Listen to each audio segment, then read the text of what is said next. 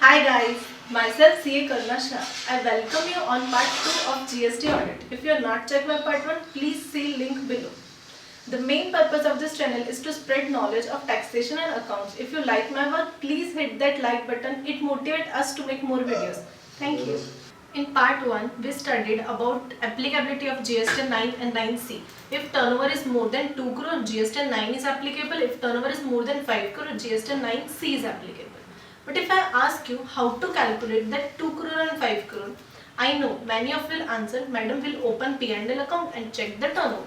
But turnover of P&L will be the turnover as per income tax. However, the income tax turnover and GST turnover both are different.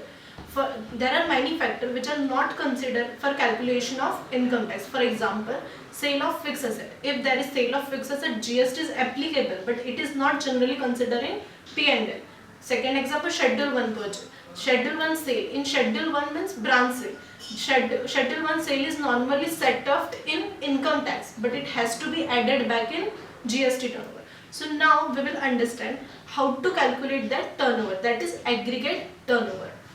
First we will add obviously taxable supply, but government is saying not only the taxable, you have to add zero rated, nil rated and non-GST tax supplies also. Also we have to add taxes other than GST.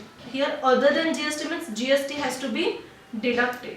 Then very important point, inward supply liable to reverse charge shall be deducted from GST. However, outward supply liable to reverse charge shall be added back to GST. And yes, any supply made from principal to agent basis has to be added back. However, any supply made from principal to job worker basis has to be deducted. Like that, supply made on behalf of principal. This principal means principal to agent basis, not principal to job worker basis. And sale of fixed asset. Sale of fixed asset, as we already discussed. What should not be added?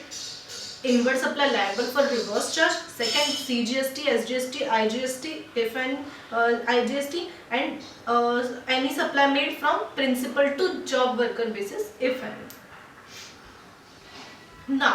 Now we will understand GSTR 9 form.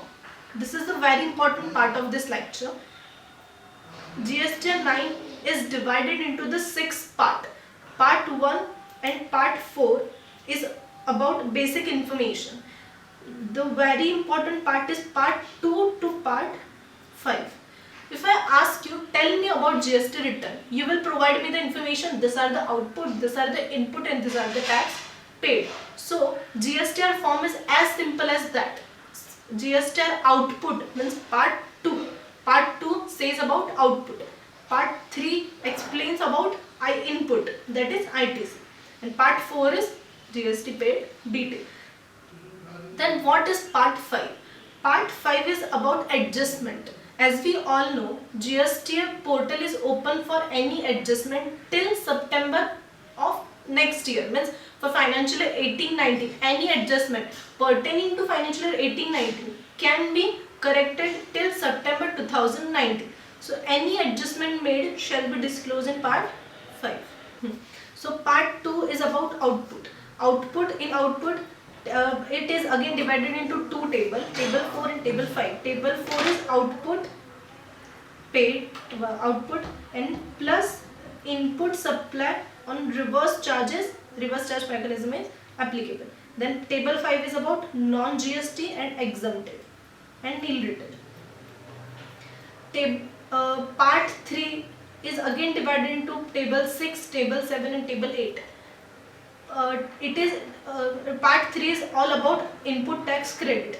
Input tax credit we get it from either 3B, either 2A, correct? So part 6, 7, 8 is about 3B, 2A and reversal of input if any.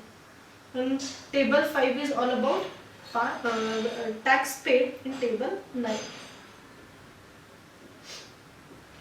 So part 5 is about any adjustment made during the next financial year up to September 2019 pertaining to financial year 18-19 shall be disclosed in table 5. So rule is as simple as that. If any adjustment made during the year shall be disclosed in table 2, 3 and 4. But if any adjustment made after March but up to September 2019 shall be disclosed in part 5. Let's take some example. If as per book invoice is 100 rupees, as per 3B we have shown again 100 rupees. And GSTR1 is again, this is the ideal situation. It has to be, but it never happens.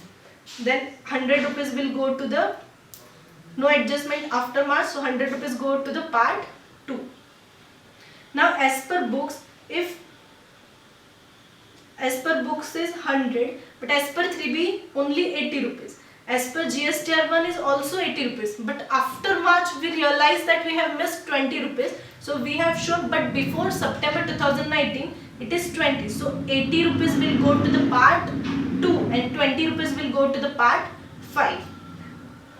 Now as per books it is 100, as per 3B 80, as per GSTR1 is also 80. But even after March we did not recognize that we have missed 20 rupees. But while doing GSTR9 we understand that 20 rupees is missed. So we will take 100 rupees in part 2 and 20 rupees we will pay through DIRC 03.